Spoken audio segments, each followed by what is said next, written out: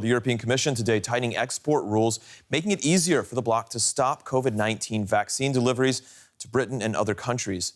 The controversial decision comes amid rising frustration in Europe over the slow rate of vaccination. The EU says it will ensure producers aren't sending out supplies needed by member countries. Rapid-fire jabs are the order of the day in the UK.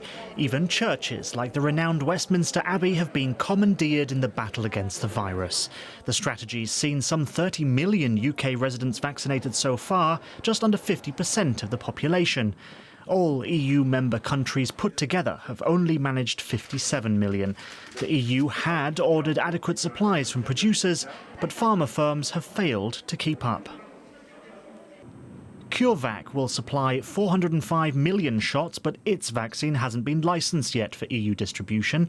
Roughly the same quantities are on order from AstraZeneca, along with the recently approved Johnson & Johnson jab. The EU wants 300 million doses from Sanofi as soon as the European Medicines Agency gives the go-ahead. The same number from BioNTech.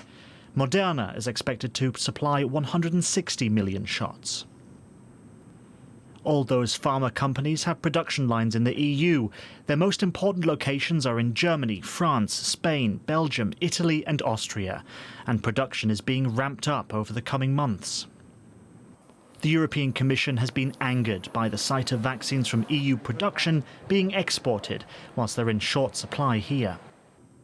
This year, between the beginning of February to mid-March, 41.5 million COVID-19 shots were exported from the EU to the UK, the Americas, Asia, South Africa and Australia.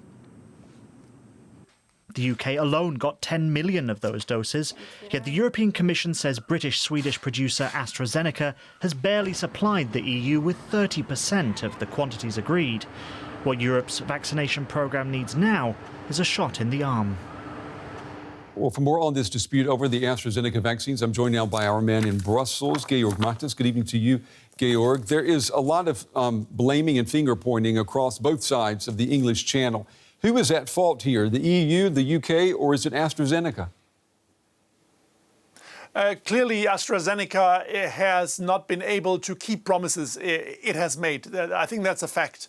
Then the UK obviously made a lot of good pragmatic decisions, but also they had the quantities, they had the vaccines, and a lot of those vaccines, as we have heard, have come from the European Union, not just AstraZeneca, but also BioNTech, Pfizer and Moderna, 10 million doses.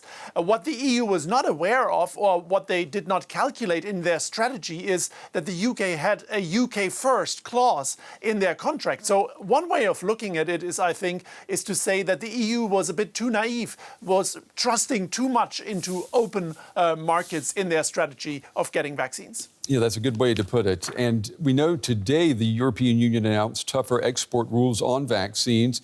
Are we on the verge of what could be a period of vaccine nationalism?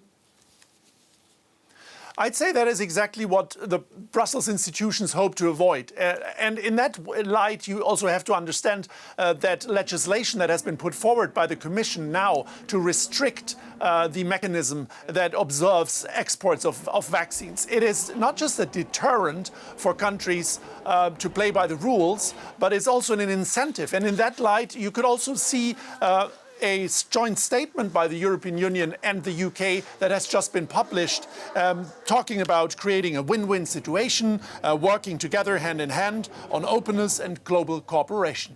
All right, DW's Georg Mattes with the latest tonight from Brussels. Georg, thank you.